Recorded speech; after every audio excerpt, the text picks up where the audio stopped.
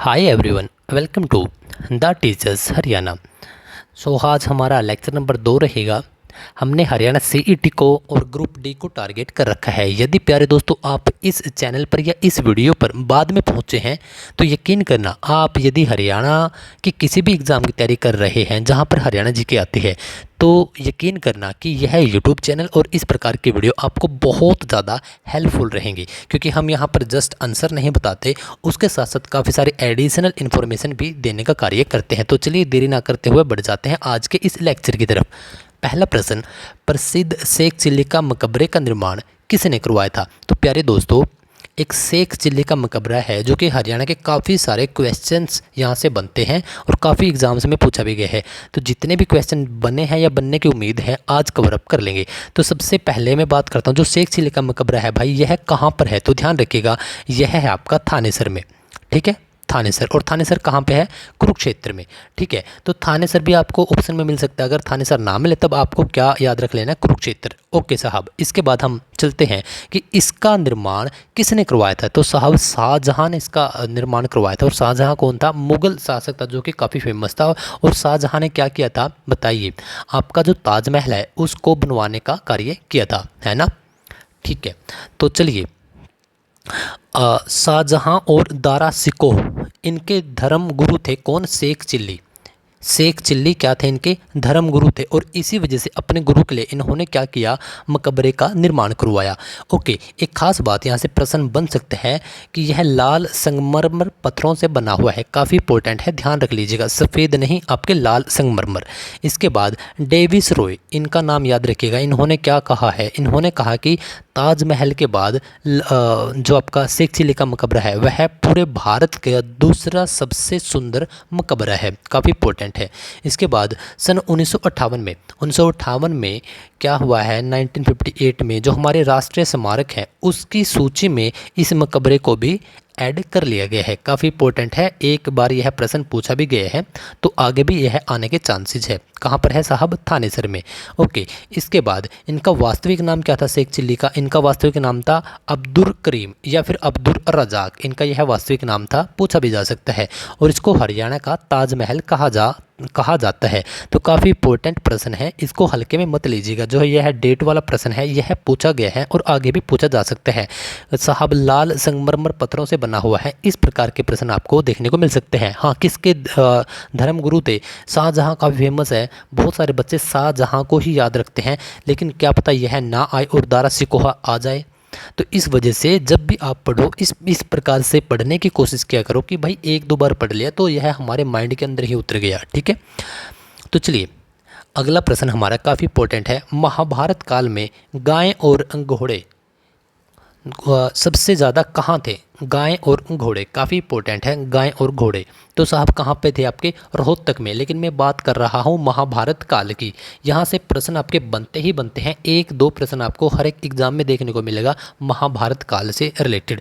तो रोहतक में सबसे ज़्यादा गाय और घोड़े थे। ओके, महाभारत काल में। यदि मैं बात करूँ वर्तमान काल में तो साहब आपको याद रख लेना है कि गाय आज के समय पे सबसे ज़्यादा है साहब सिरसा में। ठीक है, और घोड़े, तो घोड़े हैं आपके गुरुग्राम में। ठीक है, घोड़े जी से आपका घोड़ा स्टार्ट होता है और जी से ही आपका गुरुग्राम स्टार्ट होता है। ओके साहब, सबसे ज़्यादा कहाँ पर है गाय आज के टाइम पे? सिरसा में। और सबसे ज़्यादा घोड़े आज के टाइम पे कहाँ पर है? गुरुग्राम में। ओके साहब, सिरसा जब भी आपको देखने को मिले तो आपको याद रख लेना है कि सिरसा, ठीक है, सिरसा, तो सिरसा की स्थापना हुई थी 1975 में। ठीक है, और गुरुग्राम आपका बना था सन 1966 में। जो आपका सिरसा है वह आज 2011 के डेटा के अनुसार क्षेत्रफल में यानी कि एरिया में सबसे बड़ा जिला है। कौन सा? सिरसा, गुरुग्राम। ठीक है, सिरसा सबसे बड़ा है, गुरुग्राम की खास बात क्या है? इसको मिलेनियम सिटी भी बोला जाता है। हाँ, एक खास बात याद रखिएगा, गुरुग्राम 2011 के डेटा के अनुसार सबसे पढ़ा लिखा जिला आपका गुरुग्राम हो जाएगा, लेकिन सबसे कम लिंगानुपात आपका गुरुग्राम में रहेगा। साहब यह लिंगानुपात क्या है? हो सकता है कि बहुत सारे लोगों को ना पता हो, तो ध्यान दीजिएगा, जब भी 1000 लड़के जन्म लेते हैं तो उसके साथ कितनी लड़कियां जन्म लेती हैं, इसको बोलते हैं हम लिंगानुपात। तो 2011 के डेटा के अनुसार गुरुग्राम में सिर्फ 854 लड़कियों ने जन्म लिया है, जो कि सबसे कम था। किसमें? हरियाणा में। कब की बात कर रहा हूँ साहब? 2011 के डेटा के अनुसार। ठीक है, सबसे ज़्यादा गायें कहाँ पर रहेंगी आपकी? सिरसा में वर्तमान में। महाभारत काल में सिरसा, आपको याद रख लेना कि महाभारत काल में रोहतक घोड़े और गायें, और वर्तमान में सिरसा में आपकी गायें और आपके जो घोड़े रहेंगे वो गुरुग्राम में। सिरसा से आप एक बात और ध्यान रख लीजिएगा, सिरसा में सबसे ज़्यादा आपकी गेहूं, हरियाणा में सबसे ज़्यादा कहाँ पर होती है? आपकी सिरसा में। जो आपकी सिख समुदाय के लोग हैं प्रतिशत में, वो है भी आपके कहाँ पर रहते हैं? सिरसा में रहते हैं।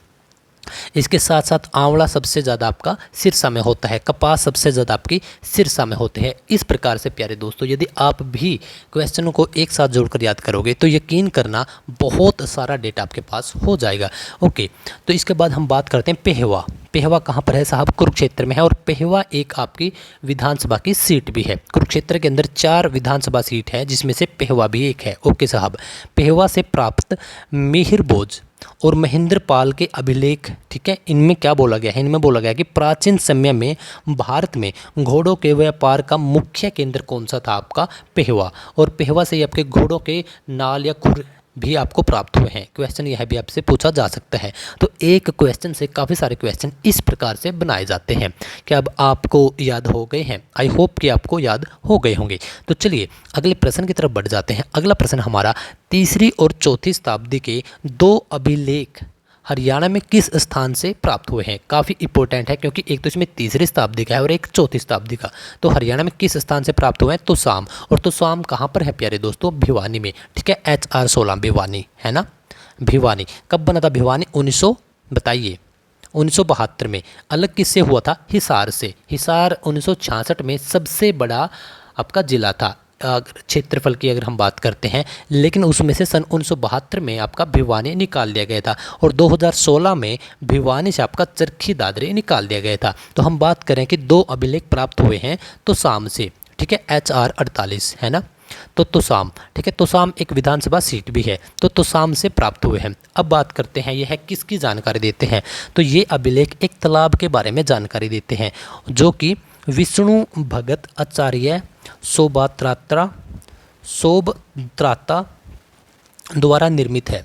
ठीक है, तो एक तालाब के बारे में जानकारी देते हैं। क्वेश्चन आपका इस प्रकार से बनेगा कि 3री और 4थी शताब्दी के 2 अभिलेख जो कि एक विशेष तालाब के बारे में जानकारी देते हैं, हरियाणा के किस स्थान से प्राप्त हुए हैं? तो आपको ध्यान रख लेना है कि तुसाम से। ओके, अब बात करते हैं एडिशनल इन्फॉर्मेशन की। पेहवा से 9वीं शताब्दी के 2 अभिलेख मिले हैं। पेहवा, ठीक है, जिसके ऊपर हमने अभी ऊपर बात भी करी थी। तो पेहवा से 2 अभिलेख मिले हैं। इनसे हमें यह पता चलता है कि यह शहर घोड़ों के व्यापार का केंद्र था या इसके लिए काफ़ी प्रसिद्ध था। हांसी से पृथ्वीराज द्वितीय के समय का अभिलेख प्राप्त हुआ है। काफ़ी इंपॉर्टेंट है। यह है जो अभिलेख हैं, यदि आप बोलोगे इनके ऊपर में एक प्यारा सा लेक्चर आपका 1 से 1.5 घंटे का वो कम से कम लेक्चर बनेगा, जिसके अंदर आपके ऑलमोस्ट आपके सभी अभिलेख आपको देखने को मिल जाएंगे। कमेंट कर दीजिएगा। तो चलिए अगले प्रश्न की तरफ चलते हैं हम। राजा गजपत सिंह द्वारा सन 1775 में बनाए गए किले का नाम बताइए। तो जींद का किला था जिसको राजा गजपत सिंह ने बनवाने का कार्य किया था। इसकी खास बात क्या है कि यह लाखोरी ईंटों के साथ बनाया गया है। सबसे इंपॉर्टेंट पॉइंट आपका यही है, क्योंकि क्वेश्चन आपका डायरेक्टली ना बनकर इनडायरेक्टली बनेगा इस प्रकार से कि हरियाणा का वह कौन सा किला है जो कि लाखोरी ईंटों से बनाया गया है। तब आपको ध्यान रख लेना कि जींद जिला का किला। पहले इसका नाम क्या रखा गया था? फतेहगढ़ इसका नाम रखा गया था। ओके साहब, इसके बाद हम आगे बढ़ जाते हैं कि गोहाने के किले का निर्माण, जो गोहाने का किला है वह भी काफ़ी फेमस है। उसका आपका जो निर्माण है वह 12वीं शताब्दी में पृथ्वीराज चौहान के द्वारा दरिया सिंह के नाम से करवाया गया था। तो जो गोहाने का किला है उसका क्या नाम रखा गया था? दरिया सिंह। ठीक है, उसके नाम से करवाया गया था या उनके लिए करवाया गया था। कब? 12वीं शताब्दी में। किसके द्वारा? पृथ्वीराज चौहान के द्वारा। और 1570 में लोहारू के ठाकुर अर्जुन सिंह ने लोहारू में एक मिट्टी के किले का निर्माण करवाया था। तो यह जो किले हैं यह भी काफ़ी इंपॉर्टेंट है, तो इनको भी आप अच्छे तरीके से याद रख लीजिएगा। हाँ, मैंने एक बार एक कमेंट पढ़ा था उसमें आ रहा था कि सर ये शताब्दी 11वीं शताब्दी 12वीं शताब्दी 8वीं शताब्दी यह क्या होते हैं, इनको बता दीजिए। तो मैंने उसको बताया भी था, लेकिन यदि आज आप वीडियो देख रहे हैं तो मैं आपको दोबारा से समझा देता हूँ, क्योंकि वह तो मैंने जस्ट आपका कमेंट का रिप्लाई किया था, तो आज आपको विजुअली भी दिख जाएगा। देखिए, मैं मान के चलता हूँ कि आपको, अगर आपको ध्यान हो, पहला मुस्लिम आक्रमण जो भारत पर हुआ है वह 712 में हुआ था। ठीक है साहब। अब आप एक चीज़ देखिए, यह 700 ईस्वी से ज़्यादा का टाइम था और 800 ईस्वी से कम का यह समय था। ठीक है, लेकिन हम 700 से ज़्यादा आ चुके थे। ठीक है, 700 से हम ज़्यादा थे, 800 से हम कम थे। तो यदि आप किसी भी पर्टिकुलर सेंचुरी से, क्योंकि यहाँ पर 7वीं या 7 सेंचुरी कंप्लीट होगी, तो यदि आप किसी भी पर्टिकुलर सेंचुरी से आगे बढ़ चुके हैं तब वह उससे अगली सेंचुरी में काउंट होगा। एग्जाम्पल के लिए यह 712 ईस्वी में एक घटना घटी थी। ठीक है, ये 700 के बाद का टाइम था, तो इस वजह से हम यह भी इसको बोल सकते हैं कि मुस्लिम पहला आक्रमण, भारत पर पहला मुस्लिम आक्रमण 8वीं शताब्दी में हुआ। ठीक है, मैंने 8वीं क्यों बोला, क्योंकि यह 8वीं को प्राप्त करने के लिए उस तरफ जा रही वर्ष है। ठीक है, तो 712 ईस्वी। ठीक है, यदि आज के टाइम पे मैं देखता हूँ कि अभी 2025 में मैं यह वीडियो बना रहा हूँ, तो मैं इसको क्या बोलूँगा साहब, मैं इसको बोलूँगा 21वीं सेंचुरी, 21वीं शताब्दी। क्यों? क्योंकि 2000 तो कंप्लीट कर लिया। और उदाहरण दे देता हूँ मैं एक दो। देखिए, भारत कब आज़ाद हुआ, भारत कौन सी शताब्दी में आज़ाद हुआ, कब आज़ाद हुआ साहब, 1947 में। ठीक है, तो 1900 तो पहले ही कंप्लीट हो चुकी थी, तो आगे कौन सी शताब्दी आएगी, 20वीं शताब्दी। तो हम बोलेंगे भारत 20वीं शताब्दी में आज़ाद हुआ। ठीक है, इस प्रकार से। तो चलिए अगले प्रश्न की तरफ हम चल पड़ते हैं। काफ़ी इंपॉर्टेंट प्रश्न आज की इस वीडियो में आपको देखने को मिलेंगे। तो अगला प्रश्न, 1789 से 1794, 1789 टू 1794 के दौरान दिल्ली और हरियाणा पर किसका शासन या फिर किसका राज था। देखिए, काफ़ी इंपॉर्टेंट प्रश्न है, आप इसका आंसर सुनिए। महादजी सिंधिया, महादजी सिंधिया का हरियाणा और दिल्ली पर उस टाइम पे शासन था। ये क्या थे, ये मराठा साम्राज्य के शासक थे। ठीक है, किसके बारे में बात कर रहे हैं हम, महादजी सिंधिया के बारे में बात कर रहे हैं। 1787 में क्या हुआ, यानी जब इसने हरियाणा और दिल्ली पर राज किया, उससे 2 साल पहले इनको दिल्ली से निष्कासित कर दिया गया था। लेकिन 1789 में इन्होंने दिल्ली पर दोबारा से आक्रमण किया और फिर यहीं पर यह जम गए। और इन्होंने क्या किया, हरियाणा और जो दिल्ली को जीत रखा था या फिर उस पर अपना शासन था, इन्होंने चार ज़िले बना दिए थे उसके। इंपॉर्टेंट है, एक तो दिल्ली, एक सोनीपत, एक हिसार और एक नूह। काफ़ी इंपॉर्टेंट है, आपको एग्जामिनर क्वेश्चन घुमा फिरा कर देगा, डायरेक्ट नहीं देगा। ठीक है, तो काफ़ी इंपॉर्टेंट है, इस प्रकार से आप इसको याद रखने की कोशिश कीजिएगा। अगला प्रश्न हमारा, राज्य सरकार के द्वारा राज्य वित्त आयोग की नियुक्ति कितने वर्षों के लिए की जाती है, जो आपका फाइनेंशियल कमेटी है उसकी, तो 5 वर्षों के लिए किया जाता है। और जो आपका वित्त आयोग है, कमेटी बोल सकते हैं, कमीशन भी इसको आप बोल सकते हैं, फाइनेंशियल कमीशन भी आप इसको बोल सकते हैं। जो वित्त आयोग है, तो इसका वर्णन अनुच्छेद 280 में बताया गया है। और सन 1993 से क्या हो गया कि भारत के सभी राज्यों में वित्त आयोग की स्थापना की गई है केंद्र के द्वारा। काफ़ी इंपॉर्टेंट है ये है। हाँ, जो आपके ये अनुच्छेद हैं, अगर आप बोलोगे कि साहब आप हमें एक प्यारे सा लेक्चर दे दो 1 या 2 या 3 घंटे का, लेकिन हमारा कभी भी आने वाले जितने भी हम एग्ज़ाम दे लाइफ में, तो हमारा एक भी प्रश्न अनुच्छेद का गलत ना हो, कभी भी कटेगा नहीं। अगर आप बोलोगे तो आपके लिए एक अच्छी सी वीडियो बना दूंगा, लेकिन इसके लिए मुझे टाइम चाहिए। और हाँ, आपका बस कमेंट यही आना चाहिए कि आप साहब वीडियो बना दो और उसका सब्जेक्ट का आप नाम भी लिख दिया करो। ठीक है, तो चलिए आगे बढ़ जाते हैं। एक पार्टी बनाई गई थी, यूनियनिस्ट पार्टी। इसकी स्थापना किसने और कब की थी, काफ़ी इंपॉर्टेंट प्रश्न है और बहुत बार यह पूछा भी जा चुका है। तो सर छोटू राम ने इसकी स्थापना की थी। और इसके साथ साथ फजल अली हुसैन और सिकंदर हयात खान, यह 2 व्यक्तियों के नाम आपको याद रख लेने हैं। अच्छा, इसकी स्थापना कब की गई थी, 1923 में। और 1924 में क्या किया गया, छोटू राम के द्वारा जमींदारा लीग या जमींदार लीग या फिर फ्यूडल लीग, यह आपको तीनों नाम में से एक देखने को मिलेगा, इसकी स्थापना की गई थी। हाँ, अब की बार जो हरियाणा CET के अभी जो एग्ज़ाम हुए हैं, आपके 26 और 27 को, उसमें एक क्वेश्चन के अंदर 4 ऑप्शन थे, तो उसमें से एक ऑप्शन यह था जो अब बताने वाला हूँ मैं। तो वह क्या था कि 1937 में पंजाब विधानसभा के प्रथम चुनाव हुए थे, उसमें यूनियनिस्ट पार्टी जो कि आपके सर छोटू राम की थी, इस पार्टी ने जीत हासिल की थी और सिकंदर हयात खान जो कि इस पार्टी के संस्थापक भी थे, वह बने थे पंजाब के प्रथम। जब तो संयुक्त पंजाब था तो पंजाब के आपके प्रधान बने थे और छोटू राम इनकी सरकार में राजस्व मंत्री बने थे। काफ़ी important, very very most important, double mark, इसको आप ट्रिपल मार्क कर लीजिएगा। ओके, जो अब की बार 4 ऑप्शन दिए गए थे सर छोटू राम के बारे में, एक क्वेश्चन था हरियाणा जीके का, तो उसमें यह बल्कि मेरी ही शिफ्ट में था, मेरा 27 की इवनिंग में था, 27 की इवनिंग में, ठीक है, सेकंड हार्डेस्ट शिफ्ट थी है, तो उसमें यह एक ऑप्शन दिया गया था। तो जिन लोगों को यह पता था कि वह पहली बार यहाँ से राजस्व मंत्री बने थे तो उनका ठीक हो गया होगा। तो इस प्रकार से आप ऑप्शन एलिमिनेट भी कर सकते हैं। तो चलिए अगला प्रश्न आपका, वर्तमान हरियाणा में विधानसभा की सीटें हैं वह कब फिक्स की गई थी? तो 1977 में यह आपकी सीटें फिक्स की गई थी। पूरा डेटा लेकर आया हूं मैं आप लोगों के लिए, अब इसको बड़े ही सलीके से आपको समझाने वाला हूं। तो ध्यान दीजिएगा, वर्तमान में हरियाणा में 90 विधानसभा की सीटें हैं, लेकिन यह कब निर्धारित की गई थी? सन 1977 में यह सीटें निर्धारित कर दी गई थी। ठीक है साहब, जब हरियाणा का गठन हुआ पंजाब से अलग होकर, तो कब? 1966 में, 1 नवंबर 1966 में, जो हमारा हिस्सा था, जो हमारा एरिया था, तो उसमें हमारे पास उस टाइम पे 54 सीट थी। काफ़ी इंपॉर्टेंट है, बहुत सारे लोगों को पता होगा, लेकिन काफ़ी सारे नए कैंडिडेट भी आते रहते। तो आप ध्यान से सुनिएगा, आपको 3 डेट बताऊँगा, उन तीनों की आपको सीटें याद रखनी है। सन 1966 में 54 सीटें थी, जिसमें से 10 सीटें आरक्षित थी। ओके साहब, उससे ही अगली साल 1967 में यह सीटें बढ़कर हो गई थी 81 और आपकी आरक्षित सीटें हो गई थी 15। लेकिन 10 साल के बाद 1977 में यह सीटें हो गई थी 90 और आरक्षित हो गई थी 17, जो कि आज भी हमारा डेटा ऐसे का ऐसा 48 ईयर्स लगभग हो चुके हैं, 48 ईयर्स लगभग हो चुके हैं और लगभग वही डेटा अब तक हमारे पास है। 90 सीटें हैं और 17 जिनमें से आरक्षित सीटें हैं। अब बात करता हूं मैं कि सबसे ज़्यादा विधानसभा की सीट कहां पर है साहब।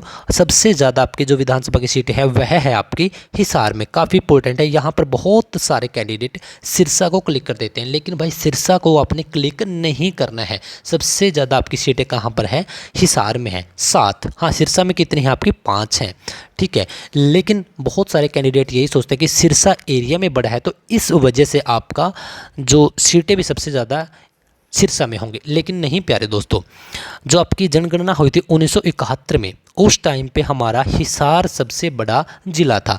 तो 1971 के डेटा के आधार पर ही हमारी जो विधानसभा की सीटें हैं, इनफैक्ट जो लोकसभा की सीटें हैं, वह भी 1971 के डेटा के बेस पर ही निर्धारित की गई थी 1977 में। उसके बाद जनगणना तो काफ़ी बार हुई, लेकिन विधानसभा लोकसभा की सीटें उतनी की उतनी ही हैं। तो अब 2026 में परिसमन होगा, जिसका मतलब है कि आपकी सीटें घटेंगी, बढ़ेंगी, आरक्षित आपकी ज़्यादा होंगी, आपकी जनरल की सीटें हैं वह भी आपकी बढ़ने वाली हैं। अब कौन सी सीट आरक्षित से जनरल कर दी जाएगी और जनरल से आरक्षित कर दी जाएगी, वह भी इस परिसमन में सब कुछ हो जाता है। तो 2026 में होगा। तो मैं बात करता हूँ 1971 की जनगणना के आधार पर ही यह सीटें फिक्स करी गई हैं। तो हरियाणा में उस टाइम पर हिसार एरिया में सबसे बड़ा था, तो इस वजह से 7 सीटें वहाँ पर रखी गई थी, ठीक है। लेकिन 2011 में जब जनगणना हुई तो कौन सा जिला सबसे बड़ा था एरिया में? सिरसा। तो इस वजह से वहाँ पर आपको ध्यान रख लेना कि 5 हैं, ठीक है साहब। और जो यह 90 सीटें हुई थी, यह 5वीं विधानसभा में की गई थी। ओके साहब, अब कुछ और फैक्ट आप ध्यान रखिए। जो आपका कुरुक्षेत्र है, कुरुक्षेत्र एकमात्र ऐसा जिला है, अभी हाल फिलहाल 22 जिले हैं, आप बाद में वीडियो देखोगे, हो सकता है कि जिले 22 से 26 भी हो गए हों या 27 हो गए हों। तो क्या है कि अभी कुरुक्षेत्र एकमात्र ऐसा जिला है जिसके नाम पर विधानसभा सीट नहीं है। काफ़ी इंपॉर्टेंट है, पूछा भी गया है। अगला हमारा कि जो आपका झज्जर है, यहाँ पर देखिए, झज्जर एकमात्र ऐसा जिला है जिसके नाम पर आरक्षित विधानसभा की सीट है, और किसी भी जिले के नाम पर आरक्षित विधानसभा की सीट नहीं है। लेकिन झज्जर एकमात्र ऐसा जिला है जिसके नाम पर आरक्षित विधानसभा की सीट है। ओके प्यारे दोस्तों, अब हम बात करते हैं, हमारे पास जिले हैं 22, लेकिन हमारे पास आरक्षित सीटें हैं 17। तो प्रत्येक राज्य में, प्रत्येक जिले में एक आरक्षित सीट है, लेकिन 5 जिले फिर भी बच जाते हैं, तो वह 5 जिले कौन कौन से हैं? तो आपको ध्यान रखना है, मैं आपको ट्रिक बता देता हूँ, तो आप ध्यान रखिए। हमारा सबसे छोटा जिला क्षेत्रफल में बताइए कौन सा है? तो वह है आपका फरीदाबाद। तो आप F याद रखिए। सबसे छोटा जिला जनसंख्या में वह कौन सा है? आपका पंचकुला। तो आप P भी याद रखिए। सबसे नया जिला आपका कौन सा है? चरखी दादरी। सबसे नया जिला, सबसे छोटा जिला जनसंख्या, सबसे छोटा जिला आपका एरिया। तो इस प्रकार से 3 जिले तो यह हो गए आपके। 2 हैं आपके MM, मेवात और महेंद्रगढ़। तो इस प्रकार से आप FCPMM, यह एक ट्रिक है, इसको आप याद रख सकते हैं। ओके साहब, इसके बाद हम बात करते हैं पंचकुला और चरखी दादरी। ठीक है, इनमें केवल विधानसभा की 2-2 सीटें हैं। किसी भी जिले में हरियाणा में एक विधानसभा की सीट नहीं है। मिनिमम यानी कि कम से कम 2 विधानसभा की सीटें हैं जो कि आपकी चरखी दादरी में है। चरखी दादरी में आपकी आई थिंक एक तो बाडड़ा करके कुछ है, जहां से एक बार दुष्यंत चौटाला पूर्व डिप्टी मुख्यमंत्री, उनकी माताजी वहाँ से चुनाव लड़ा था और जीती भी थी।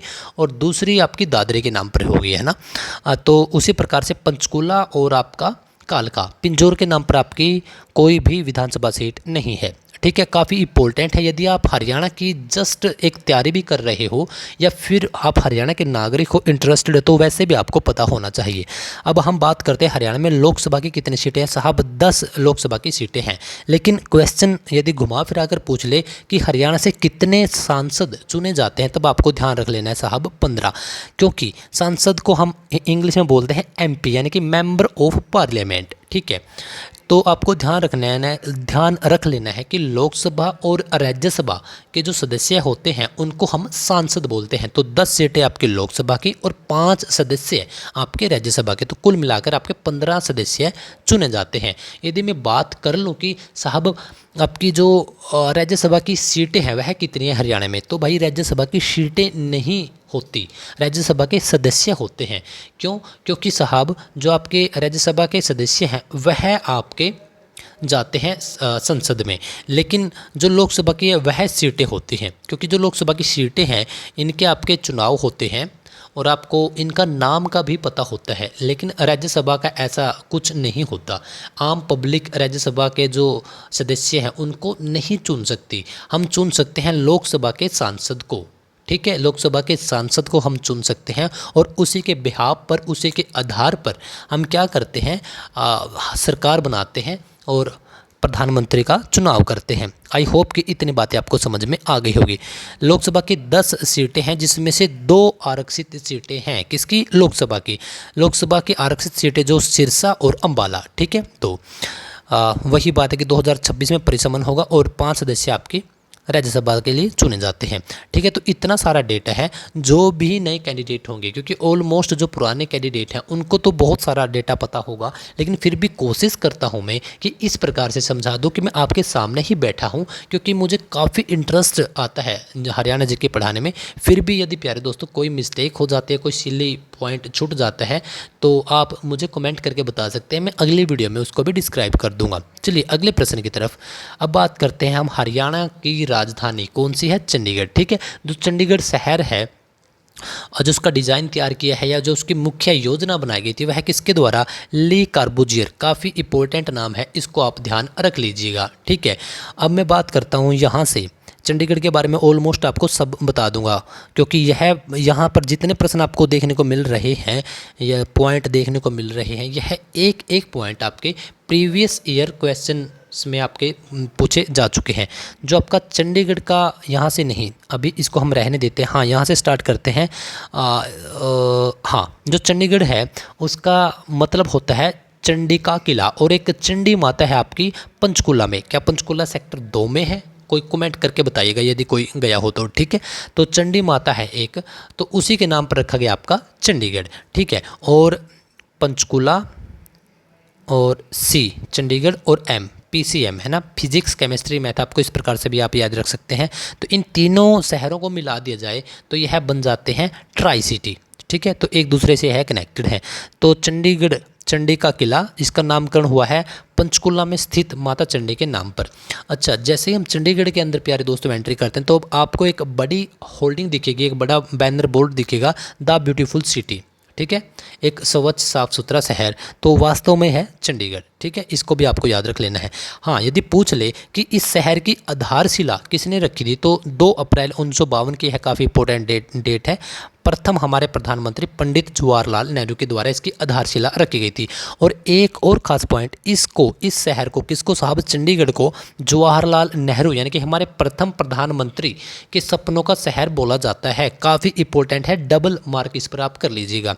इसके साथ साथ जो देश के प्रथम क्या थे, देश के प्रथम प्रधानमंत्री, ठीक है, यदि मैं आपसे पूछ लूँ कि देश के प्रथम राष्ट्रपति किस प्रथम जो राष्ट्रपति हैं उसके सपनों का शहर हरियाणा के किस शहर को बोला जाता है, तब आपको याद रख लेना है फरीदाबाद। फरीदाबाद, ठीक है। देश के पहले राष्ट्रपति कौन थे, डॉक्टर राजेंद्र प्रसाद। ठीक है साहब, तो डॉक्टर राजेंद्र प्रसाद हमारे देश के पहले राष्ट्रपति थे। तो उनका सपना था कि फरीदाबाद जैसा शहर डेवलप किया जाए, बसाया जाए। तो उनके सपनों का शहर, क्योंकि क्वेश्चन घुमा फिरा कर भी आ सकता है भाई, क्वेश्चन आ सकता है कि डॉक्टर राजेंद्र प्रसाद के सपनों का शहर फरीदाबाद, देश के पहले राष्ट्रपति के सपनों का शहर फरीदाबाद, या फरीदाबाद किसके सपनों का शहर था। तो उसी प्रकार से है आपका क्या, आपका जो जवाहरलाल नेहरू है यानी कि देश के प्रथम प्रधानमंत्री, ठीक है, उनके सपनों का शहर। मैं कुछ और आपको इसके साथ एडिशनल इन्फॉर्मेशन बता देता हूँ। देखिए, जब 1947 में भारत आज़ाद हो गया था और भारत से उसी रात जो पाकिस्तान है वह अलग हो गया था, उसका विभाजन हो गया था। अब हम पूरे देश को संभालें या फिर हम देश को चलाने के लिए उसी टाइम पर वोटिंग करवाएं, है ना। तो हमारे इतने हालात बेटर भी नहीं थे, तो हमने क्या किया, जो 1947 में जो पहले से ही चले आ रहे या देश की कमान संभाल रहे कुछ लोग थे, तो उनमें से पंडित जवाहरलाल नेहरू को ही क्या किया, हमने देश का प्रथम प्रधानमंत्री मान लिया था। लेकिन प्यारे दोस्तों याद रख लेना कि उस टाइम पे चुनाव नहीं हुए थे, ठीक है। तो देश के पहले प्रधानमंत्री कौन थे, आपके पंडित जवाहरलाल नेहरू। ओके साहब, तो आपके चुनाव कब होते हैं, 1951-52 में, ठीक है साहब। या तो आप 51 बता दो फिर 52 बता दो, दो डेट हम कैसे याद रखेंगे, दोनों याद रखनी पड़ेंगे भाई। क्यों, क्योंकि ध्यान रखिएगा कि 1951 के एंड में सितंबर नवंबर के आसपास हमारे चुनाव शुरू हुए थे और 1952 फरवरी मार्च तक यह चुनाव चले थे। साहब इतने लंबे क्या चुनाव चलते हैं, हाँ बिल्कुल चलते हैं, क्योंकि पूरे राज्यों में चुनाव करवाने पड़ते हैं। खैर उस टाइम पर इतने राज्य नहीं थे, लेकिन फिर भी आज भी आप देख सकते हैं कि हमारी वोटिंग कभी 7 चरण में, कभी 5 चरण में, मतलब कि 5 बार या 7 बार अलग अलग डेट अनाउंस होती हैं, पहले ही खैर बता दी जाती हैं, उसके आधार पर वह सब वोटिंग करवाई जाती हैं। तो 1951-52 में हमारे प्रथम आम चुनाव हुए थे। इससे पहले ही हमें देश का पहला प्रधानमंत्री और पहला राष्ट्रपति मिल चुका था। तो पहले देश के राष्ट्रपति कौन थे, आपके पंडित जवाहरलाल नेहरू। तो ठीक उसी प्रकार से प्रथम हमारे जो राष्ट्रपति थे वह कौन थे, डॉक्टर राजेंद्र प्रसाद। और इन्होंने काफ़ी लंबी पारी खेली है। लंबी पारी खेली है का क्या मतलब है, 1947 से और 1964 तक जो भारत देश के प्रधानमंत्री की गद्दी है या सीट है या एक ओहदा है, तो वहाँ पर कौन मौजूद थे, हमारे देश के पहले प्रधानमंत्री पंडित जवाहरलाल नेहरू। लगभग आपका 17 साल एक आइडिया आप मान सकते हैं, लेकिन प्रॉपर आपका 16 साल और 10 महीने के आसपास आपका टाइम रहेगा। तो ठीक उसी प्रकार से 1947 से और 1962 तक आपके देश के पहले राष्ट्रपति इस पद पर थे। वह कौन थे प्यारे दोस्तों, बताइए, कमेंट कीजिएगा। तो वही थे आपके डॉक्टर राजेंद्र प्रसाद, ठीक है। और इसके बाद 1962 में हमारे देश के पहले उपराष्ट्रपति कौन थे, डॉक्टर सर्वपल्ली राधाकृष्णन, वह बने थे हमारे देश के दूसरे राष्ट्रपति। और इन्हीं के नाम पर एक काफ़ी इम्पोर्टेंट दिवस मनाया जाता है। तो यह तो आपको कमेंट करके बताना पड़ेगा। चलिए, हाँ, तो इतनी सारी एडिशनल इन्फॉर्मेशन हम लोगों ने देख ली। यदि हम इसके एरिया की बात करते हैं तो जस्ट 114 वर्ग किलोमीटर है और हरियाणा का कितना है, 44,212। तो आप सोच सकते हैं कि हरियाणा से कितना छोटा है चंडीगढ़। हरियाणा और पंजाब दोनों प्रदेशों की संयुक्त राजधानी है। हमारा यहीं पर संयुक्त हाई कोर्ट भी है। क्या हाई कोर्ट, बताइएगा कि हाई कोर्ट कौन से सेक्टर में है। अब मैं बात करता हूँ, जनसंख्या 10 लाख थी 2011 में, लेकिन अभी अप्रोक्स ये है ऑलमोस्ट आपकी 18 से 20 लाख हो चुकी है। अब बात करता हूँ मैं कि कुछ उपाधियाँ दी गई हैं, कुछ टाइटल दिए गए हैं, जैसे कि चंडीगढ़ का सिर बोलते हैं सेक्टर 1 को। आपकी जो कैपिटल परिसर है उसको। अब कैसे याद रखेंगे भाई, सिर का सबसे पहले जिक्र होता है यानी नंबर 1 पर होता है। सेक्टर 17 में तो बहुत सारे लोग गए ही होंगे क्योंकि एग्ज़ाम भी होते हैं वहाँ तक तो हम जाते हैं, आगे पीछे भी जब जाना होता है तो सेक्टर 17 इसको बोलते हैं हार्ट ऑफ चंडीगढ़, यानी कि चंडीगढ़ का दिल या हृदय भी इसको बोलते हैं। संचार प्रणाली, सड़कों का नेटवर्क, ठीक है। फेफड़ा हम बोलते हैं लेजर वैली पार्क को। मस्तिष्क बोलते हैं शैक्षणिक संस्थान को। जो पहले रॉक गार्डन याद कीजिए, पहले रॉक गार्डन 1957 में इसकी स्थापना और 10 साल के बाद 1967 में रोज गार्डन की, ठीक है। जो आपका रॉक गार्डन है यह नेक चंद सैनी ने बनवाया था, सैनी भी इसके पीछे नाम है, आप याद रखिएगा, ठीक है। और लोकसभा की सीटों की संख्या कितनी है, यहाँ पर 1 है। इसको बगीचों का इसमें प्रतिवर्ष त्यौहार मनाया जाता है और सन 1997 से यह मनाया जा रहा है, ठीक। इसके 10 साल बाद यानी 2007 में देश का यह ऐसा पहला शहर था जिसको धूम्रपान रहित घोषित कर दिया गया था, ठीक है। तो काफ़ी इंपॉर्टेंट डेटा है, चुन चुन कर यह डेटा निकाला गया है, आप लोगों के लिए यह डेटा निकाला गया है। तो इसको आई होप कि अब तक आपको काफ़ी अच्छे तरीके से आप अंडरस्टैंड कर पा रहे होंगे। तो चलिए अब बात करता हूँ मैं। देखिए एक बात बताइए आप मुझे, जो हम हरियाणवी बोलते हैं, यदि मैं आपको एक क्वेश्चन दे दूँ कि हरियाणा की भाषा कौन सी है, बताइए हरियाणा की भाषा कौन सी है, कमेंट कीजिए। हिंदी, तमिल, पंजाबी या हरियाणवी। तो बहुत सारे कैंडिडेट हरियाणवी पर क्लिक कर आएंगे। नहीं प्यारे दोस्तों, हरियाणवी भाषा नहीं है, हरियाणवी बोली है। अब की बार यह कमेंट भी एक आई थिंक एचटेट पता नहीं सीईटी में इस प्रकार से कुछ पूछा भी गया था।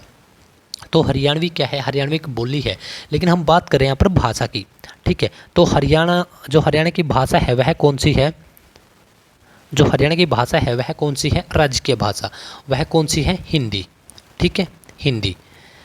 यहाँ पर पूछा है कि दूसरी भाषा कौन सी है, तो दूसरी है प्यारे दोस्तों पंजाबी, क्योंकि हम पंजाब से अलग हुए थे तो पंजाबी ही है।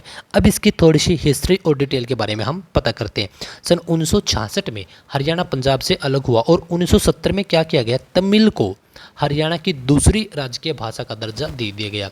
लेकिन इसका क्या होता है, ये दूसरी भाषा होती ही क्यों है, जो हमारी फर्स्ट जो भाषा होती है उसको सपोर्ट करने के लिए, ठीक है। तो यहाँ पर क्या हुआ कि बहुत सारे क्या मैक्सिमम लोगों को तमिल आती ही नहीं, तो उसका कोई फ़ायदा नहीं था। तो 2004-05 में जब ओपी यानी कि ओम प्रकाश चौटाला की सरकार थी तो क्या हुआ, उस टाइम पे इसको हटाया गया। क्वेश्चन आपका बन सकता है, इस वजह से इसको याद रखिएगा।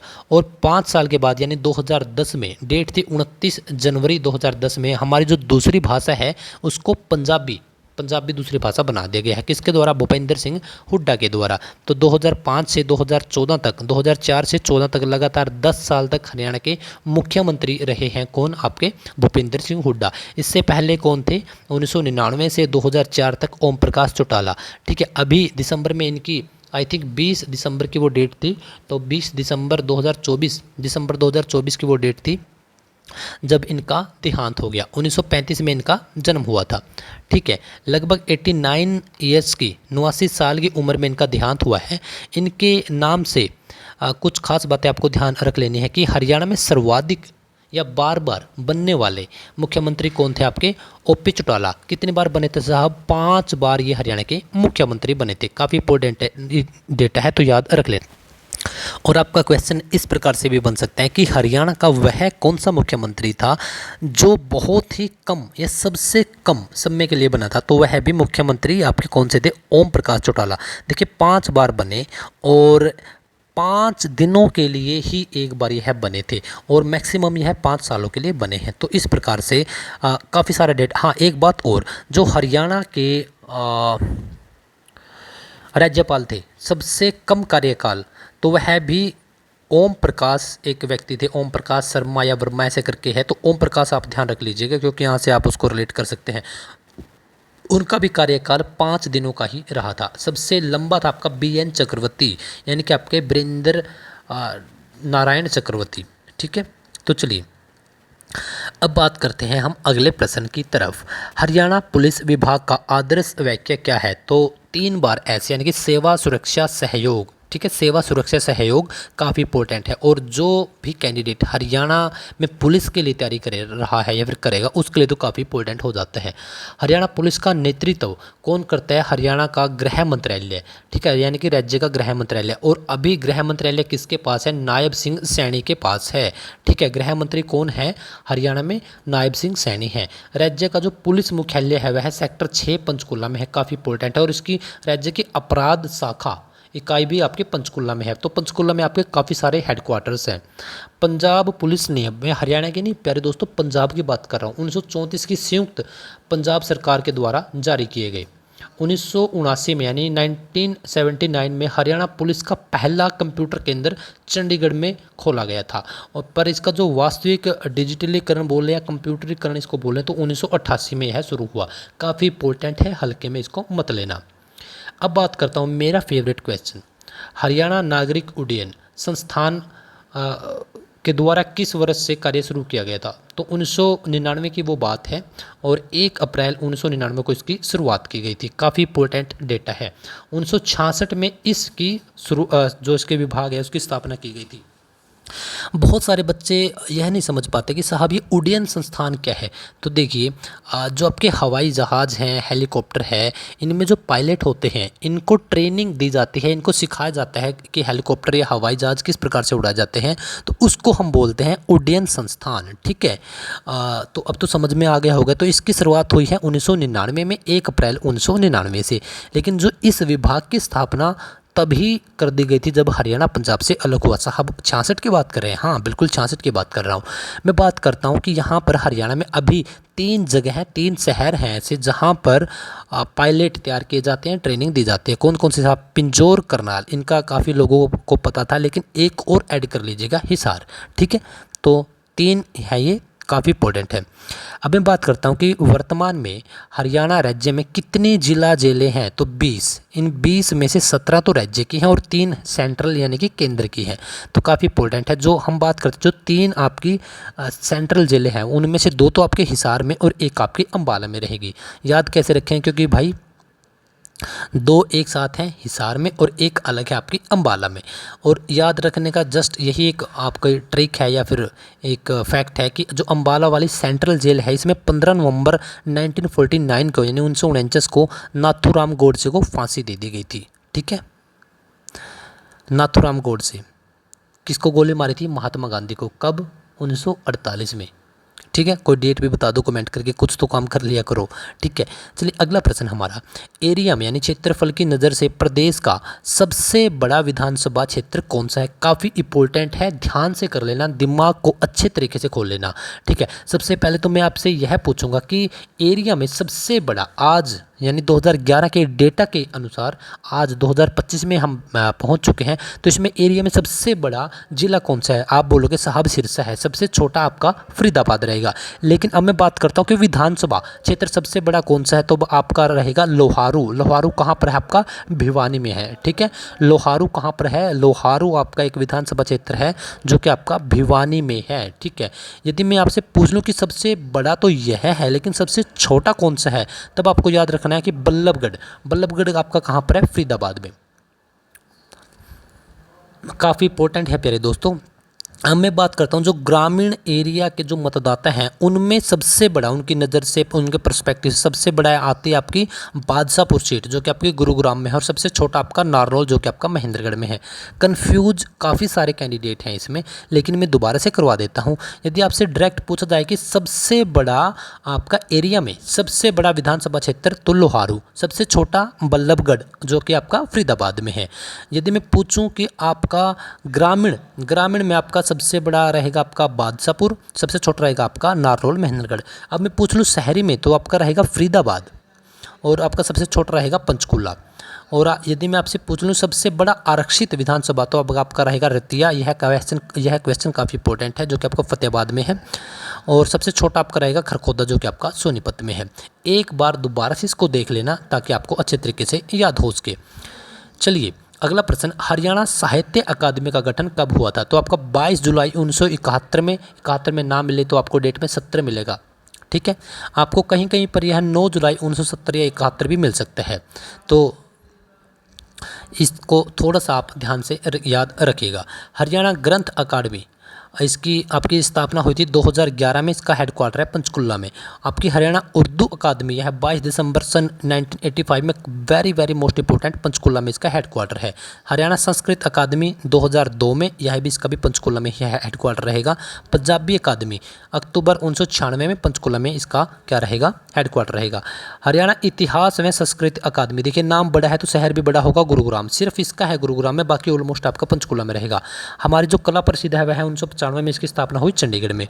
ठीक है, तो काफ़ी इंपॉर्टेंट है। एक तो आपको इनकी डेट याद रखनी है, इनका नाम याद रखना है, और एक इनकी पत्रिकाएँ। ठीक है, इनकी एक पत्रिकाएँ भी हैं, वह भी काफ़ी इंपॉर्टेंट है, मैंने करवा भी रखी हैं वो। अब हम चलते हैं एक काफ़ी इंपॉर्टेंट क्वेश्चन की तरफ। गुरुद्वारों का शहर किसे कहा जाता है, तो कैथल को। लेकिन यदि यह पूछ ले कि सबसे ज़्यादा गुरुद्वारे कहाँ पर है, वह रहेगा आपका अम्बाला। गुरुद्वारों का शहर आपका कैथल, लेकिन आपके सबसे ज़्यादा गुरुद्वारे अम्बाला में। टोपियों वाला गुरुद्वारा, नीम साहिब गुरुद्वारा आपके कहाँ पर रहेंगे, कैथल में रहेंगे। कैथल की स्थापना हुई थी 1 नवंबर 1989 को। इसको हरियाणा की छोटी काशी भी बोला जाता है। हरियाणा की काशी आपको बोला जाता है भिवानी को, लेकिन इसको छोटी काशी क्यों बोलते हैं, नवग्रह कुंडों के कारण। ठीक है, और भिवानी को भी काशी या छोटी काशी आपको देखने को मिल सकता है। टोपियों वाला गुरुद्वारा यहीं पर है। सबसे पुराना college, very very most important, Haryana में सबसे पुराना कॉलेज कहाँ पर है, राधा कृष्णन सनातन धर्म कॉलेज है। 1954 में इसका निर्माण किया गया था। कैथल के जाटों ने 1398 में तैमूर लंग का विरोध किया था। रजिया सुल्तान का मकबरा 1240 में इनकी हत्या कर दी गई थी इनके भाइयों के द्वारा, इनके और इनके पति की। तो इनका मकबरा कहाँ पर है, कैथल में ही है, कैथल बाईपास पर है। तो 1240 में उनकी हत्या हो गई थी। नवग्रह कुंड काफ़ी फेमस है, लेकिन अफसोस की बात, खेद की बात यह है कि अब ना तो मकबरा है, क्योंकि वह झरझर हालात में है, जस्ट छोटी ईंटें हैं और कुछ भी नहीं है। और जो आपके नवग्रह कुंड है उनमें से कहने को 9 है, लेकिन सिर्फ 4 ही 5 है। अच्छा, किसने इनका निर्माण करवाया था, क्या युधिष्ठिर ने उनका निर्माण करवाया था, कमेंट करके मुझे ज़रूर बताना। अब बात करते हैं हरियाणा का पहला अन्नपूर्णा वस्त्र एवं अनाज बैंक कहाँ पर है, तो पानीपत में है, रघुनाथ मंदिर में। देश का पहला कृत्रिम रबड़ संयंत्र भी यहीं है। बेटी बचाओ बेटी पढ़ाओ 22 जनवरी 2015 में यहाँ से शुरुआत की गई थी, और यहीं से आपकी 2024 के एंड में, आई थिंक 9 दिसंबर की वो डेट रही होगी 2024 में, जब बीमा सखी योजना की शुरुआत की गई थी। Very very most important. पतरंगाचार यहाँ का फेमस है, बुनकरों का शहर, कंबल वगैरह यहाँ के काफ़ी फेमस है। और यहाँ पर 3 लड़ाइयाँ 1526, 56, 1761, ठीक है, तो यह काफ़ी फेमस लड़ाइयाँ यहाँ लड़ी गई हैं। अब बात करते हैं कि तालाबों और बावड़ियों का नगर किसे कहा जाता है, काफ़ी इंपॉर्टेंट है भाई।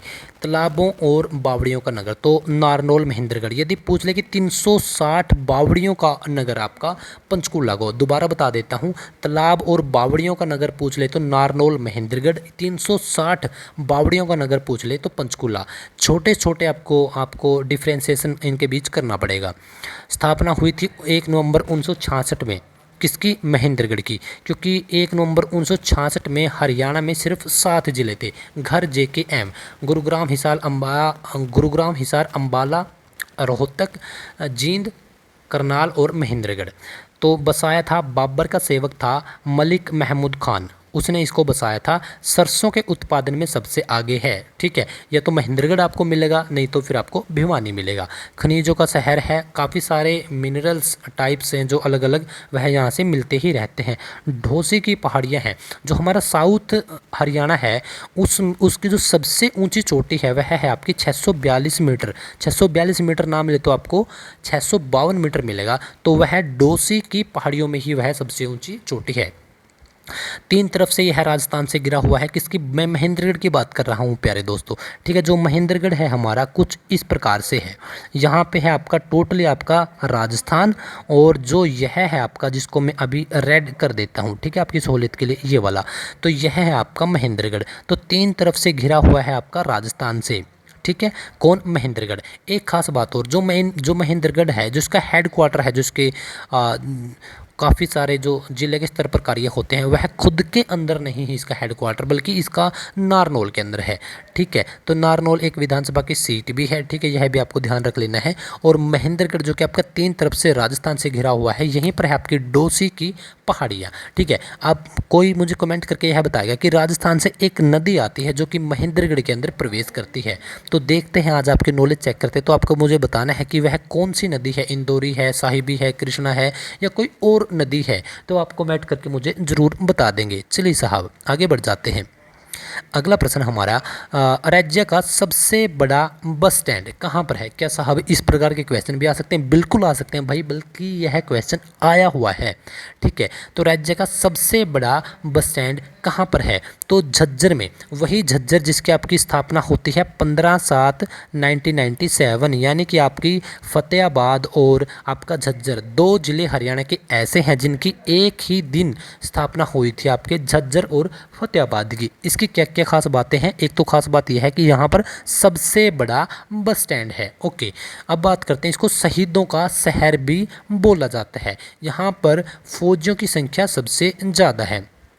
ठीक है साहब, और इसके बाद यहाँ पर प्राचीन नाम इसका क्या है आपका? छज्जू नगर, या इसको इस प्रकार से बोलते हैं कि एक छज्जू राम एक किसान थे, उन्होंने ही इस शहर को बसाया था।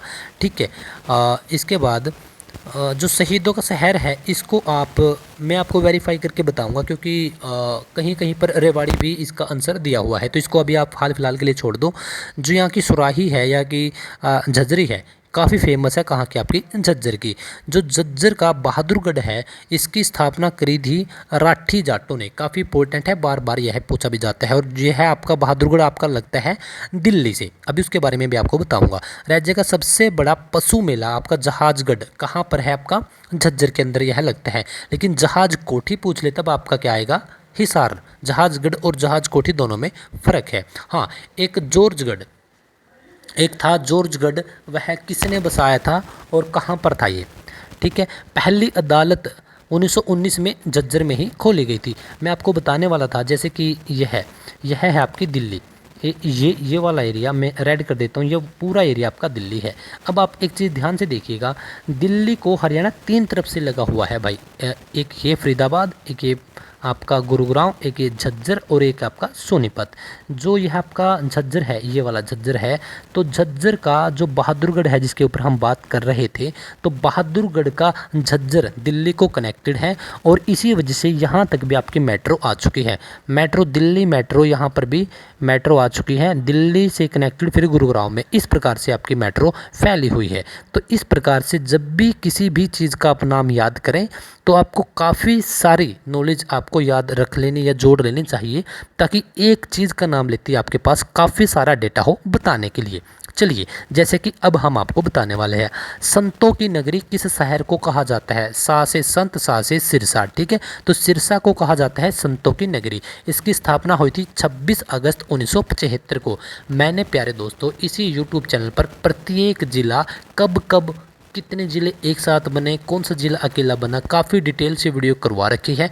यदि आप हरियाणा की जीके की तैयारी कर रहे हो, हरियाणा के एग्ज़ाम के लिए आप पढ़ रहे हो, तो आपको प्रत्येक ज़िला के बारे में कम से कम फर्स्ट स्टेप यही होना चाहिए कि ज़िला कब बना। ठीक है, अच्छा, इसमें सबसे ज़्यादा होती है गेहूं।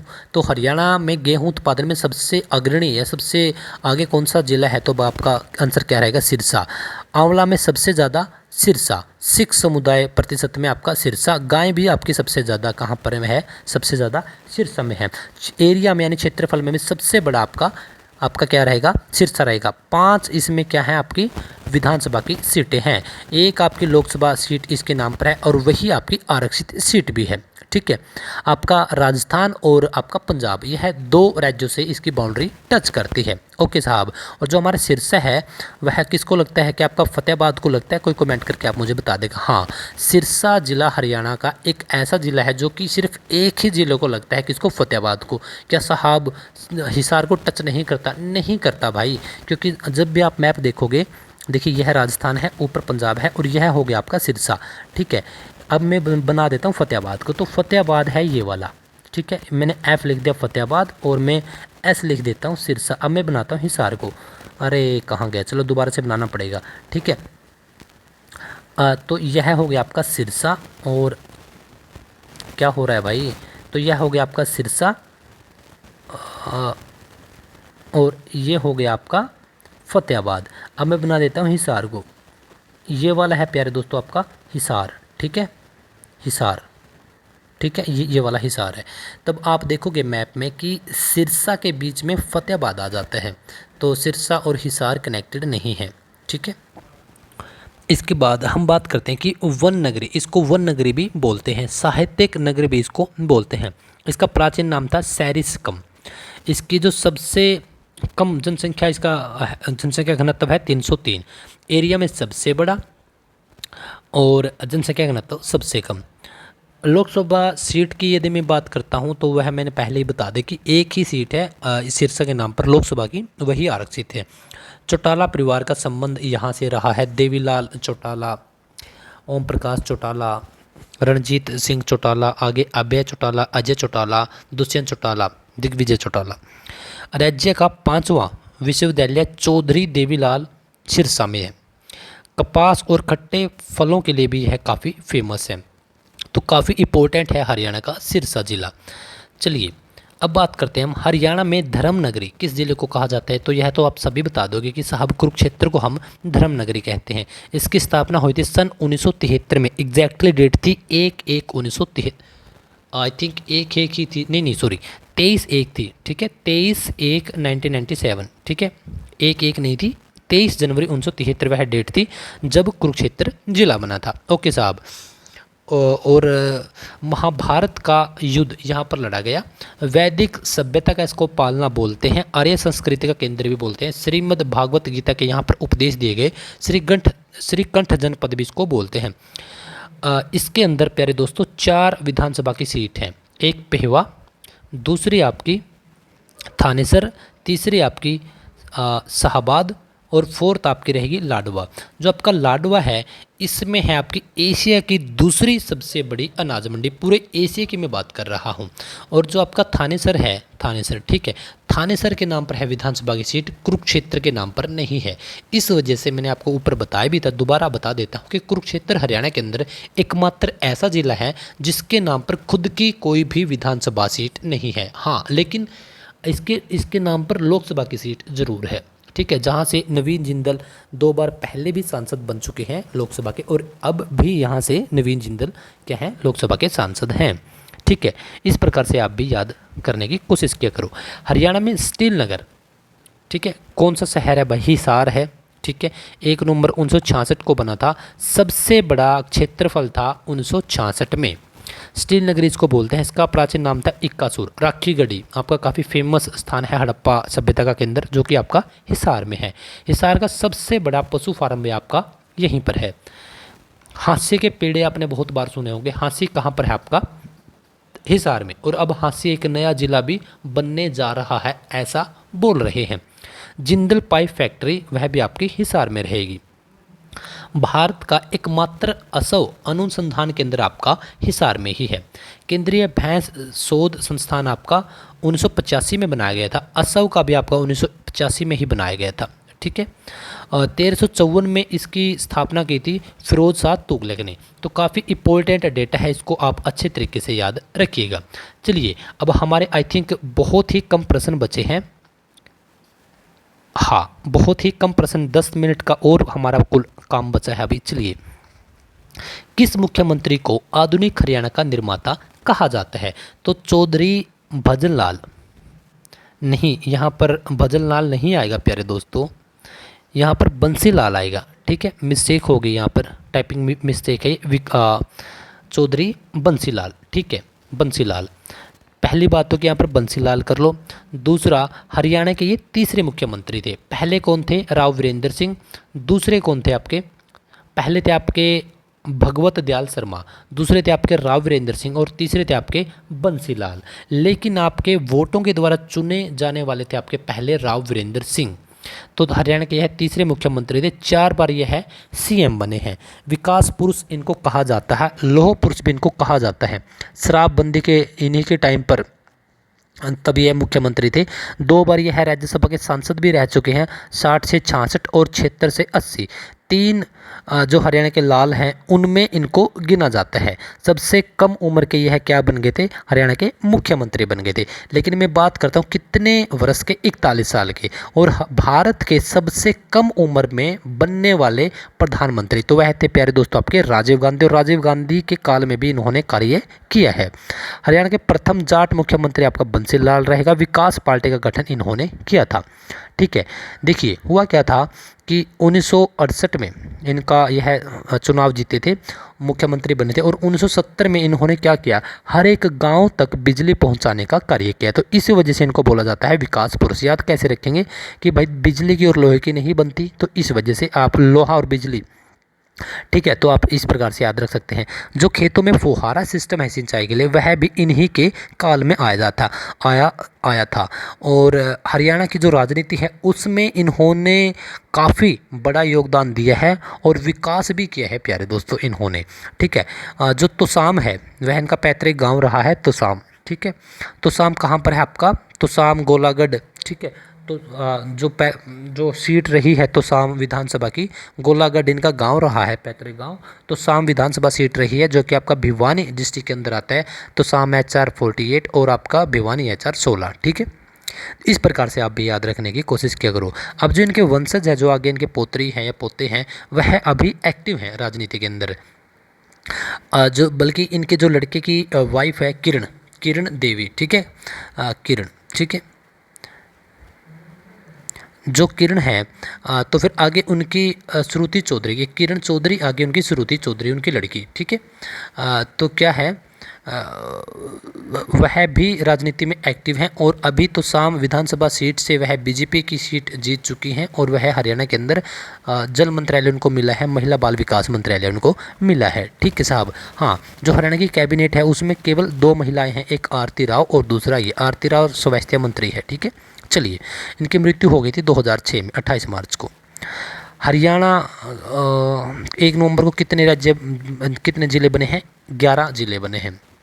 पहले 7 तो 1966 को और 4 1 नवंबर 1989 को। ये 7 तो सबको पता है, ये 4 कौन से, यमुना का पानी पीकर रेवाड़ी गया, यमुनानगर का कैथल पानी पीकर यानी कि पानीपत कहाँ गया, रेवाड़ी। तो 4 ज़िले हैं और इनमें से जो पानीपत है वह फिर दोबारा से वापसी करनाल में मिला गया। 1991-2 में क्या किया गया, उसको दोबारा से ज़िला बनाया गया। अच्छा, जो वर्तमान CM सिटी है वह रहेगी प्यारे दोस्तों आपकी लाडवा। ठीक है, लाडवा काफ़ी इंपॉर्टेंट है लाडवा। ठीक है, अभी मुख्यमंत्री कौन है आपके, नायब सिंह सैनी। देखिए कौन सी विधानसभा है बताइएगा कोई, 15वीं।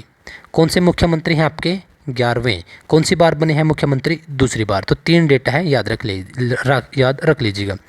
राज्य की प्रथम महिला पर्वतारोही यानी कि पर्वत पर चढ़ने वाली वह कौन थी, संतोष यादव थी। ये रेवाड़ी से हैं और 2 बार इन्होंने माउंट एवरेस्ट को फतेह किया है।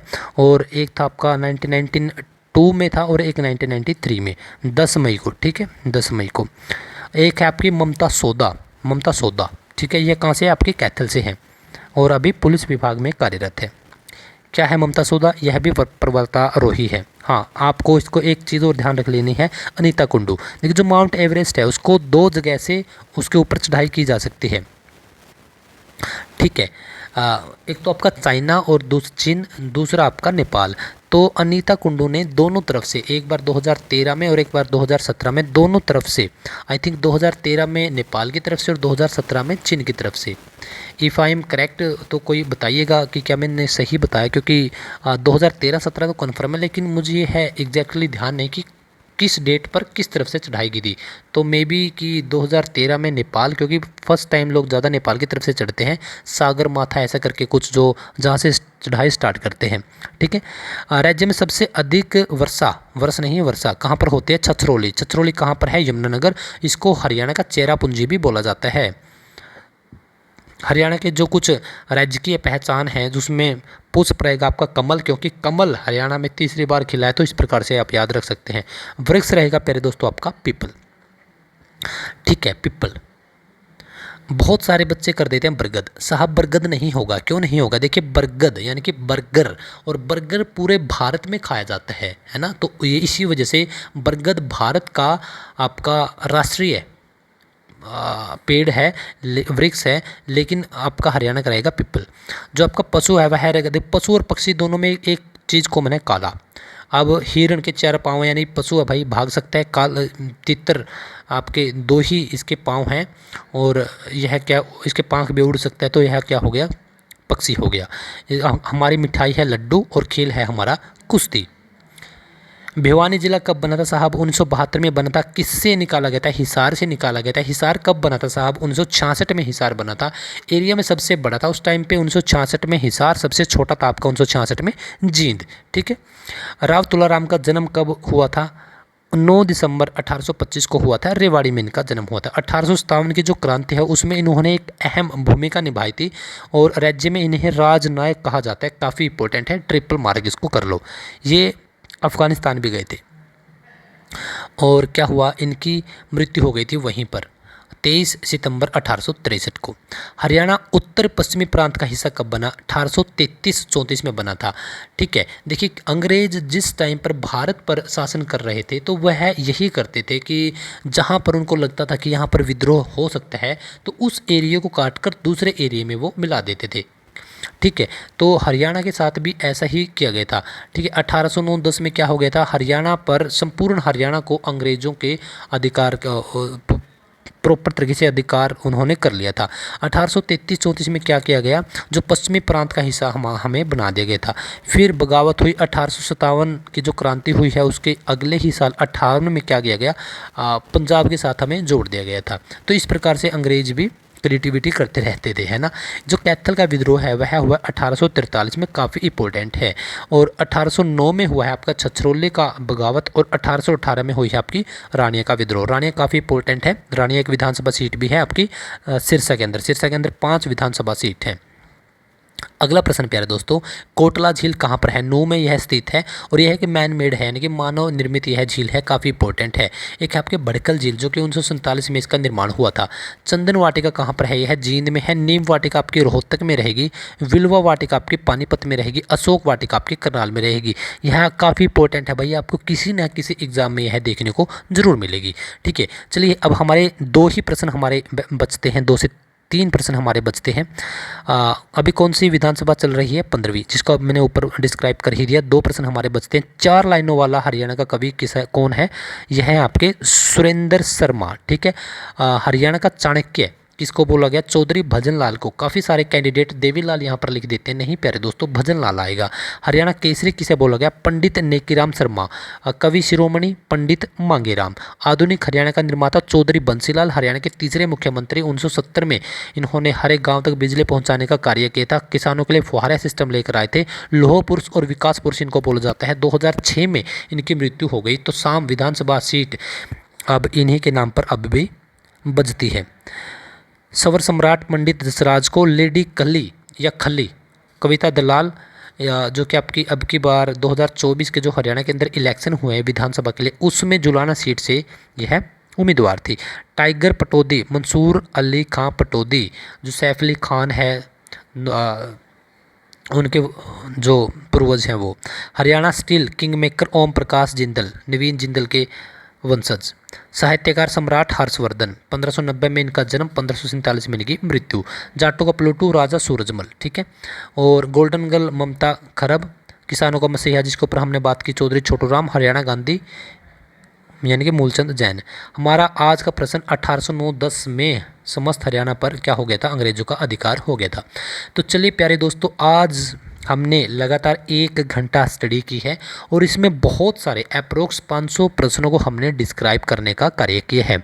मैंने आपको बीच में कहीं रोका टोका नहीं। आपने ही वीडियो कहीं पर पॉज या प्ले कर दी हो तो आई डोंट नो, उसके बारे में कुछ नहीं कह सकता। बाकी मैंने कुछ भी आपसे यह नहीं कहा कि आप इस वीडियो को लाइक कर दो, शेयर कर दो, क्योंकि मैं यही कोशिश करता हूं प्यारे दोस्तों कि जब भी मैं आपको पढ़ाऊं तो मेरा मोटिव जस्ट इतना होना चाहिए कि मैं आपको पढ़ाऊं, और आपका मोटिव ही यही होना चाहिए कि अब हम पढ़ें।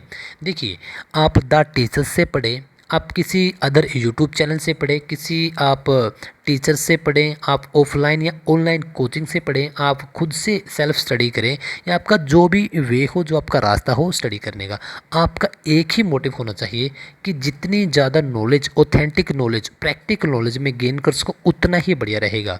क्योंकि जितनी ज़्यादा नॉलेज आपके पास होगी, पॉइंट एक दूसरे के साथ आपने रिलेट कर रखे होंगे, तो आपको आने वाले एग्ज़ाम्स में बहुत ज़्यादा हेल्प मिलेगी। और द टीचर्स का वन एंड ओनली यही मोटिव रहता है कि बहुत ही कम टाइम में ऑथेंटिक नॉलेज और बहुत सारा डेटा, प्रैक्टिकल डेटा आप लोगों को याद करवा दिया जाए, आप लोगों को पढ़ा दिया जाए। क्योंकि बार बार हमारे पास इतना टाइम नहीं होता कि हम प्रत्येक वीडियो को दोबारा से जाकर देख लें। तो मैं भी यही कोशिश करता हूँ कि आप लोगों को अच्छे तरीके से गाइड कर सकूँ, पढ़ा सकूँ, टीच कर सकूँ। तो द टीचर्स का यही मोटिव रहता है। देखिए, हमारी लाइफ में हर एक दिन एक जैसा नहीं होता, हमारी हर एक मॉर्निंग या इवनिंग एक जैसी नहीं होती। बहुत बार आपने आपके अंदर, खुद के अंदर नोटिस किया होगा, जब हम सुबह उठते हैं काफ़ी बार हम बहुत ही फ्रेश माइंड के साथ उठते हैं, और बहुत ज़्यादा बार क्या होता है, हमारा मूड ठीक नहीं रहता। क्यों नहीं रहता? हमारी जो पारिवारिक स्थिति है, आर्थिक स्थिति है, या शारीरिक या सामाजिक या मानसिक स्थिति है, उसके कारण हमारा मूड सही नहीं रहता, और इसी वजह से हमारा एक दिन खराब हो जाता है। प्यारे दोस्तों, वह एक दिन कब 2 दिन बन गए, फिर वह कब एक सप्ताह, फिर कब एक महीना, कब एक साल, और कब वह 10 से 15 साल बनकर रफू चक्कर हो गए, यानी कि निकल गए, हमें पता ही नहीं होता। फॉर एग्जाम्पल, मैं भी 2025 में यह वीडियो शूट कर रहा हूँ, बट मुझे यही लगता है कि अब तो था 2015 जब हम स्कूल में थे, ठीक है, और अब हमने कॉलेज भी कर लिया, बहुत सारे एग्ज़ाम्स भी दे लिए, तो बहुत सारी चीज़ें कर ली इन 10 सालों में। लेकिन हमें तो यही लगता है कि वही दोस्त हैं, वही वैसे ही दिख रहे होंगे, लेकिन ऐसा नहीं होता। एक एक दिन करके आपके बहुत सारा समय चला जाता है। लेकिन आप एक चीज़ को रोक सकते हैं, इस कड़ी को आप तोड़ सकते हैं। यदि आपका एक दिन, 2 दिन, एक सप्ताह, कुछ महीने या कुछ साल आपके बेकारी में निकल गए, आपको पता नहीं था कि मुझे क्या करना है, अब आप सही ट्रैक पर आए हो, तो आप इसको रोक सकते हो। लेकिन आप एक साथ 10 घंटे नहीं पढ़ सकते, कोई भी एक कार्य आप 10 घंटे नहीं कर सकते। तो इसके लिए आपको क्या करना है प्यारे दोस्तों, आपको छोटे से छोटे टाइम को यूटिलाइज करना है। तो हो सकता है कि आप पहले दिन 2 घंटे भी ना पढ़ पाओ, 1 ही घंटा पढ़ पाओ, तो आप एक काम कीजिए, जिस टीचर पर, जिस यूट्यूब चैनल पर या जिस बुक्स में आपको काफ़ी इंटरेस्ट आता है पढ़ने में, स्टार्टिंग आप वहाँ से कीजिए। उसके बाद आप 2 घंटे भी पढ़ेंगे, वह 2 से 4 भी होंगे, 6 भी होंगे, 8 भी होंगे, और 10 से 12 भी होंगे। तब आपको मज़ा आएगा, तब आपको लगेगा कि yes we are on the right track, या yes I am on the right track. ठीक है, तो बस आप एक ही चीज़ को ध्यान रखिएगा कि अच्छे तरीके से मेहनत कीजिएगा। कंडीशंस एक जैसी नहीं रहती, परिस्थितियाँ एक जैसी नहीं रहती। हो सकता है कि आज आपका डाउनफॉल है तो कल आप ऊपर भी जाओगे। लेकिन एक बात ध्यान रखिएगा, जब भी आप ऊपर जाओ, यानी कि ये सरकारी नौकरी लगो, पैसा आए, तो आप एक ही चीज़ ध्यान रखिएगा कि कभी भी घमंड मत कीजिएगा, क्योंकि ऊपर से नीचे आने में कभी भी टाइम नहीं लगता। बस एक दिन, बस एक बात आप ध्यान रखिए, जो आज है आपका वही सबसे बेस्ट है। जो बीत चुका है वह तो भाई पास्ट है, उसको कोई चेंज कर ही नहीं सकता। जो फ्यूचर है वह हमारे हाथों में है ही नहीं। फॉर एग्जाम्पल, बहुत सारे कैंडिडेट के कमेंट्स आते हैं कि सर मैं काफ़ी सोचती हूँ, क्या किया जाए। देखिए, फ्यूचर में आप सोचते होंगे कि मैं वह जॉब लग जाऊँगी या वह जॉब लग जाऊँगा, उसके बाद इतना पैसा आएगा, मैं यह करूँगा, वो करूँगा, वह एक जस्ट काल्पनिक चीज़ें हैं। उसके लिए हमें क्या है कि हमें पढ़ना होगा, पढ़ाई में मन नहीं लगता तो फिर क्या करें। प्रैक्टिकल सोल्यूशन यही है, जब भी आपका मन ना लगे, जब भी आपका मूड ना हो, डिमोटिवेट हो, कुछ समय के लिए आप सॉन्ग सुन सकते हैं, गाने सुन सकते हैं, यार दोस्तों के साथ गप्पे मार सकते हैं। लेकिन यह तो नहीं कि आप हर टाइम वही चीज़ें करें। तब भी आपको पढ़ना होगा, आपको मूड हो ना हो तब भी आपको पढ़ना ही होगा, क्योंकि एक जैसा मूड किसी का कभी नहीं रहता। इनफैक्ट मेरा भी नहीं रहता कि मैं आपको हर एक दिन उसी टाइम पे लेक्चर प्रोवाइड करवा पाऊँ, उसी टाइम पे मैं पढ़ा पाऊँ। तो मेरे साथ भी ऊपर नीचे हो जाता है, तो किसी के साथ ऐसा नहीं होता। तो अब यह आपकी लाइफ है, यह जो आपके 18 से 35 का एक जो गोल्डन टाइम होता है, इसमें हम यंग होते हैं, हमारे मसल्स काफ़ी स्ट्रॉन्ग होते हैं, काफ़ी पॉजिटिविटी हमें इसमें गेन करके रखनी चाहिए। इसी में आज का यूथ डूब रहा है, तो आगे क्या करोगे? आगे तो कुछ है ही नहीं खास, है ना। तो यही टाइम है वो, इसमें हमें अपने ज़िंदगी भी जीनी है, इंजॉय भी करना है, अपना एक टारगेट भी सेट करना है। लेकिन आज का यूथ क्या हो गया है कि चीज़ें देख देख कर आज 20, 21, 22 साल का एक यूथ है जो वह सबसे ज़्यादा डिमोटिवेट है।